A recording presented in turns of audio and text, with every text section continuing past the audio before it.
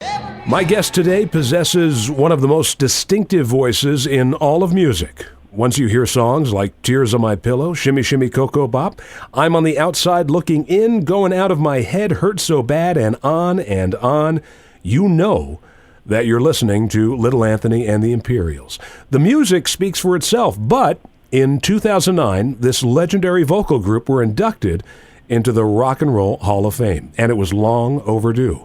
Anthony has just released his memoir called Little Anthony, My Journey, My Destiny, and we're honored to welcome him to the show. How are you, sir? I am fine, sir. How are you doing? I'm doing great. You know, I would bet that people have been saying to you for years, why don't you write a book? You've got a book inside of you. You're absolutely right. That's actually what happened. I mean, I would sit and be telling stories, and you don't realize that I've been in this business 60 years. Right. So I have a lot of stories to tell. The people that I've associated with myself with.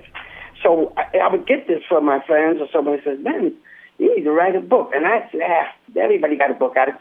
It's autobiographies are everywhere. And I said, nobody was knocking down my door. No publishers were knocking down my door. They really didn't want to do any autobiographies because there were so many out there. And so I put it on the back burner. I didn't think much about it until I met a lady by the name of Arlene Krieger, who was a writer. And she happened to be associated with a mid-level publisher called Mascot Publishing Company out of Washington, D.C. And she hooked me up, and one thing led to another, and they decided, let's do this. So it's almost like self-publishing, you know? Right. A lot of the work, a lot of it comes from my team of people that are working with me, and we've had this book.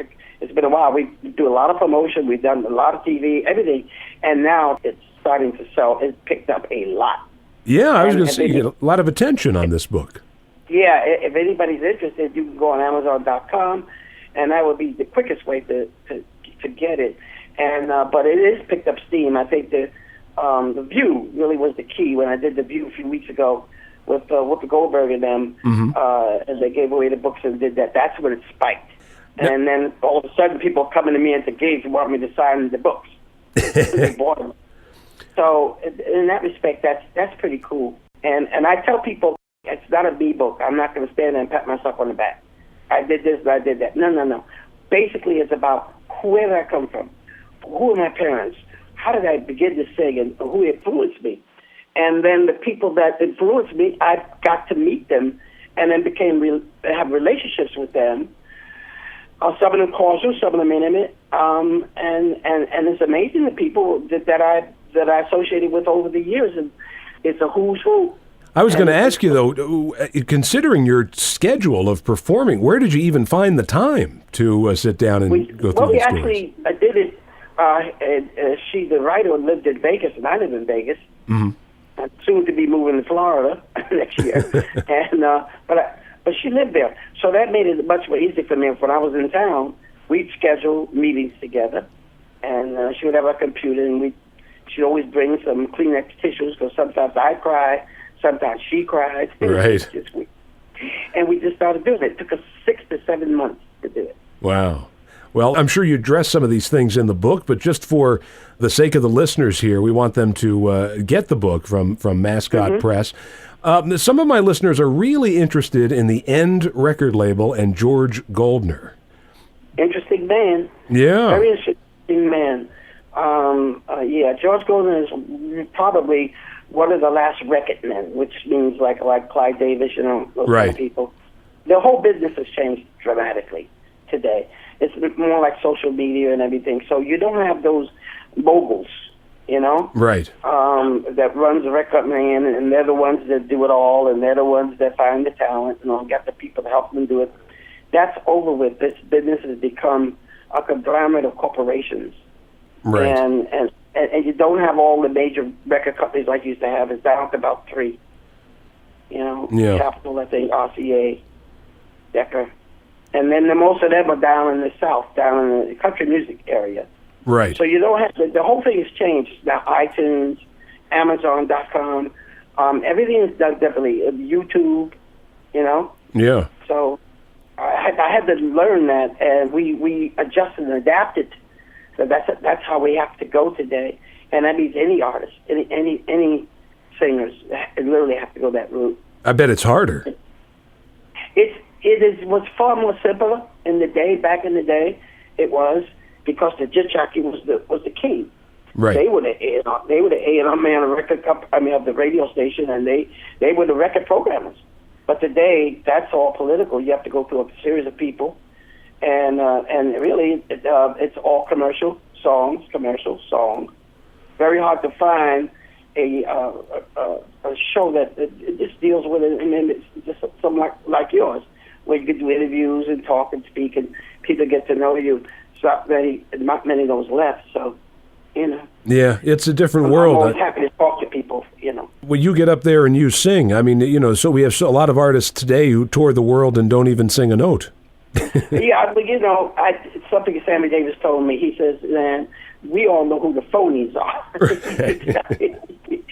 So what he meant was, look, man, you're unique, you know? Right. And that's the difference, he said. And then I took everything he told me. He was also holding court with me, you know. So he kind of took me under his wings, you know, and that was pretty cool. Yeah. Hanging out with him, you know, going to all his shows and meeting Mel Torme and all them kind of people. You know what I'm saying? Well, he's also running in that world with Don Costa, who also played a part in your career. Don introduced me to Ali. At that time, he was known as Cassius Clay. Right. And Don, I got associated. I never met him, but in the book, you'll read about that, how Sinatra was instrumental in me getting out of a very bad contract because he liked the way I sang. So, wow. So these are kind of things that I've experienced, the good, the bad, the ugly, you know? Yeah. Situations where I should have been dead, and I'm not, by the grace of God. So, and then to go through all of that, and then able to sing at a higher quality of voice at my age. Sometimes I don't know how I do it, but I came to the conclusion it's not natural. It's supernatural. It's a God-given gift. And so at my age, and I talked to Tony Bennett about that, and he said ain't that many of us left.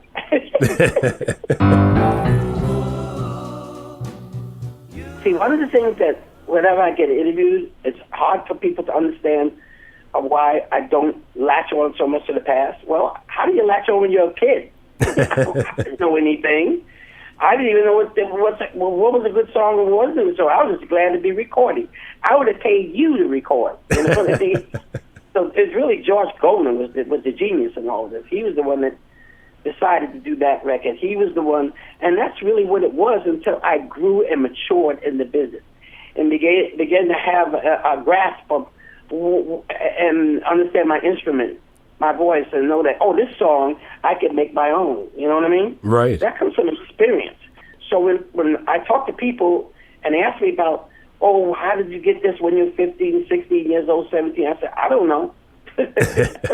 Well, you persevered. The group persevered when a lot of your contemporaries, well, pretty much anybody who started a career in the 1950s, were swept away by the British invasion. Obviously, you had the talent to back it up, but you had Teddy Randazzo there. Yeah, that didn't hurt. Yeah. Because the only three that got through that was Dionne Warwick, the Drifters, and myself. We're the only three that held our own. You know, we were unique. Drifters were doing all that on Broadway and up on the roof. Yeah. Stan Applebaum and big, and I was using, and she was using with Burt Bacharach. We were using 45, 50 musicians pieces. That's why I tell people when they come to me and they say, "Oh yeah, you was really a great doo-wop group." I said, "Lady, I never was a doo-wop singer. That would do a disservice to Teddy Randazzo, the late Teddy Randazzo, Don Costa, George Goldner, all these wonderful people. No. I'm a contemporary R&B rock and roll singer. That's what I am, and I don't put anybody else down. They want to be something like that because it really isn't. It's not true. It doesn't fit the groups that came out in my era, like the Mungos, Flamingos. Right. They were all R&B singers. I guess what happened was I found out that a disc jockey in New York, I don't want to leave him nameless, I think it was Gus Gossage, or somebody was trying to explain that era back in 1973, and he just broad-stroked. He says, it's called doo-wop because of all the little white groups and stuff that were around the East Coast in New York City. Right. Elegance, the Breeze, they were doing that kind of stuff. Doo-wop, you know. Right. And he broad-stroked it. And so now you take a group like the Flamingos who had I Only Have Eyes for You, but please, give me a break. I don't know what doo-wop is, but that ain't doo-wop, you know. We get hung up on labels in this country. We do. Yeah. You know, I love my country. Don't get me wrong. I love it. But we love money, man. Yeah. we are known to pull down a work of art and put up a Kenny parking lot, man. Right. It's true. Don't care. Just get pull that down. We make money. You know, Well, so it's just the nature of America. This is the way we are. it is. Yeah, but you know what? When you perform live, I've seen recent clips. I mean, you're all over YouTube. Whether you want to be on there or not, you're all over there, and you sound fantastic. These are either taken from the audience or whatever, but it's just amazing. And you've got people of all ages at your shows. Yeah, and I'd be generous too. Just about anybody, man. We just did a thing in New York City out at the Resorts Casino at Aqueduct. The other day, we had 2,800 people, which is almost capacity. Wow. And then it's all Arabs, Jews, Italians, white folks, black folks, young people, older people.